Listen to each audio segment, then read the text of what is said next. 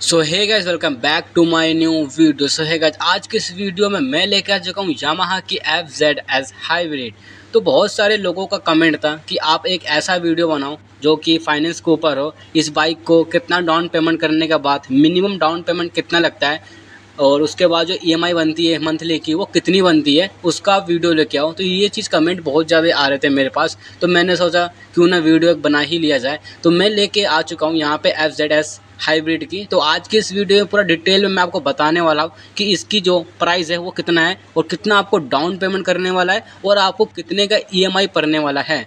और यहाँ पे EMI जो है वो मैंने चार EMI निकाले। एक तो मैंने 18 महीनों का निकाला है, दूसरा आपको 24 महीने का मिल जाएगा, तीसरा आपको 30 महीने का भी या 36 महीने का लेना चाहते हो तो उसका भी आपको मिल जाएगा। तो यहाँ पे 4 EMI के बारे में आपको बताने वाला हूँ, जो भी आपको बढ़िया लगे। 18 महीने का 18 है या 24 का 24 या फिर 30 या फिर 36, जो भी बढ़िया लगे आप अपने हिसाब से, जिस हिसाब का आपको सैलरी आती है उस हिसाब से आप चारों में से कोई भी करवा सकते हैं। तो वीडियो करते हैं स्टार्ट। और मैं आपको इसके पहले तो मैं ही बता देता हूँ क्या आपको डाउन पेमेंट करने वाली है। तो सबसे पहले बात मैं ये रखता हूँ कि हर स्टेट में अलग अलग ऑन रोड प्राइस आती है हर बाइक की। FZS की दिल्ली में अलग होती है, बाकी हैदराबाद, मुंबई, कोलकाता, बेंगलोर, हर जगह की ऑन रोड प्राइस अलग अलग होती है। तो उसके हिसाब से आप मिला लीजिएगा ऑन रोड प्राइस के हिसाब से।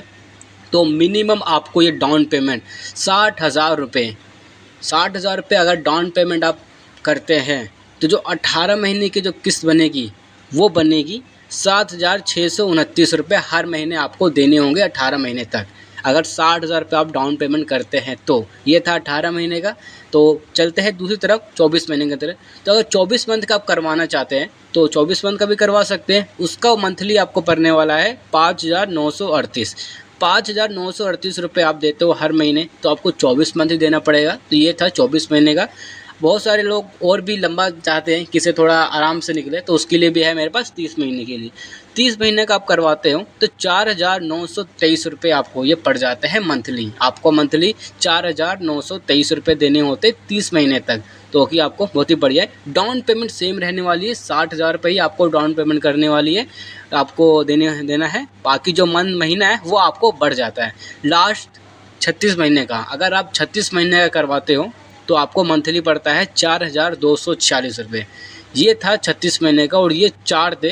तो मैंने आपको बता दिए, ये चारों में से आपको जो भी बढ़िया लगे, 18 महीने का, 24 महीने का, 30 महीने का, 36 महीने का। मैं एक बार दोबारा रिपीट कर देता हूँ। 18 महीने का आप करवाना चाहते हो तो 7,629 रुपये लगेंगे हर महीने, और 24 मंथ का आप करवाना चाहते हो तो 5,938 रुपये, और 30 महीने का 4,923 रुपये, और 36 महीने का 4,246 रुपये।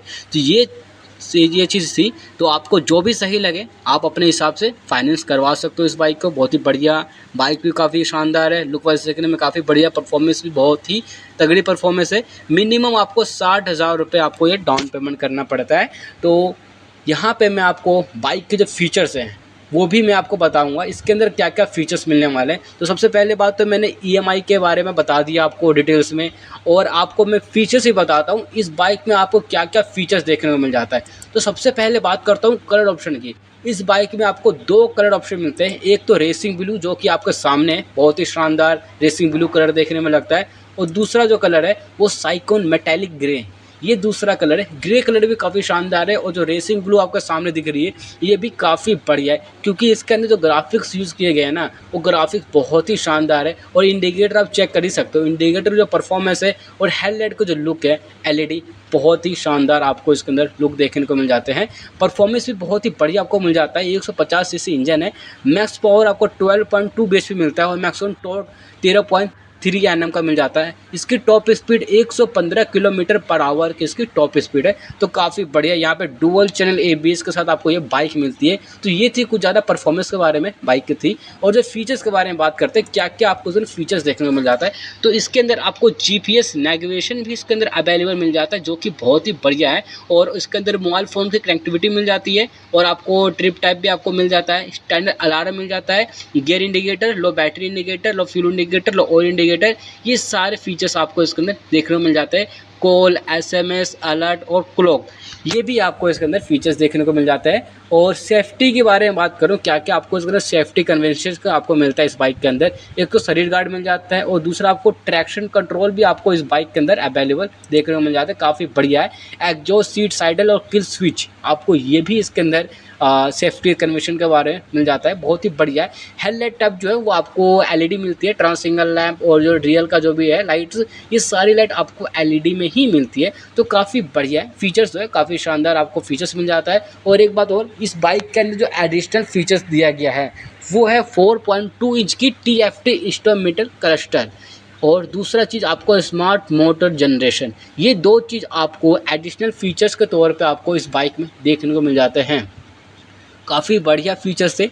कर वेट के बारे में बात करता हूँ तो इसकी जो कर वेट है 136 केजी का पूरा कर वेट रहने वाला है। कर वेट हैवी है, यहाँ पे मिनिमम 100-150 के आसपास हो ही जाता है। 136 केजी का आपको कर वेट मिलता है, मतलब हैवी है बाइक ये है। तो सीट हाइट जो है वो 790 mm की इसकी सीट हाइट रखी गई है, यानी कि 5 फुट 3 इंच का भी होगा कोई बंदा तो वो भी ईजीली बाइक को संभाल सकता है ईजिली, क्योंकि 136 केजी का वेट है तो कम से कम 5 फुट 3 इंच का ऊपर तो बंदा यूज़ करना ही चाहिए इस बाइक को, तभी वो इस बाइक को संभाल पाएगा, वरना फिर उसके जो पंजे हैं वो आएंगे तो बाइक नहीं संभल पाती, पंजों के ऊपर पंजे मुड़ जाते हैं।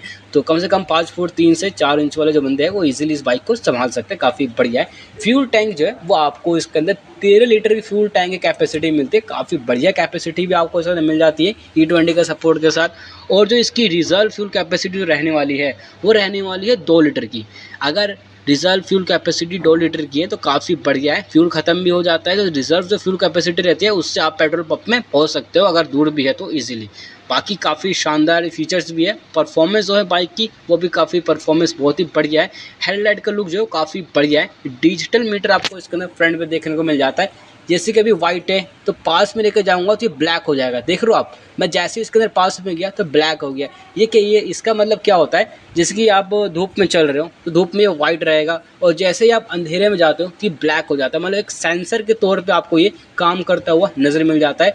और यहाँ पे पूरा ब्लैक कलर में हो गया, मैं जैसे कैमरा दूर करूँगा देखो वाइट होकर वापस से और पाव लेकर जाऊँगा तो ये ब्लैक हो जाएगा। तो ये काफ़ी शानदार इसके अंदर फीचर्स भी दिए गए, काफ़ी बढ़िया है। सीट आपको सिंगल सीट मिलती है, स्पिरिट सीट, जो कि काफ़ी कंफर्टेबल भी है। अगर आप लॉन्ग राइड भी करना चाहते हो तो इजीली आप इस पर लॉन्ग राइड कर सकते हो। रियल का जो सस्पेंशन है वो 7 स्टेप एडजस्टेबल मोनोक्रॉस सस्पेंशन आपको इसके अंदर मिलने वाला है। और फ्रंट का सस्पेंशन आपको टेलीस्कोपिक फोर्क मिल जाता है, यानी कि आप रियल का सस्पेंशन आप अपने हिसाब से एडजस्टेबल कर सकते हो लेकिन फ्रंट का नहीं कर सकते हैं। तो बाइक काफ़ी शानदार है, परफॉर्मेंस के मामले में काफ़ी बढ़िया है। 115 किलोमीटर पर आवर की उसकी टॉप स्पीड है। और बात करूँ इसकी राइडिंग रेंज की तो राइडिंग रेंज जो काफ़ी कमाल का आपको मिल जाता है। राइडिंग रेंज से पहले मैं आपको माइलेज बता देता हूँ, माइलेज कितना का मिलता है। जाहिर सी बात है 150 सीसी की बाइक है तो माइलेज जो है वो काफ़ी अच्छी मिलती है।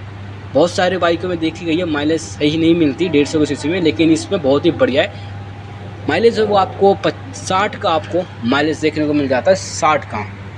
यहाँ पे जो ओनर रिपोर्टेड करते हैं 60 का आपको माइलेज मिल जाता है। 51 का आपको माइलेज ओनर रिपोर्ट है, आपको जो ओरिजिनल है वो आपको 55 के आसपास माइलेज गेन करके ये बाइक दे देता है। 60 का कहते हैं लेकिन 55 का ही आपको मिलता है, काफ़ी बढ़िया यहाँ पे माइलेज है।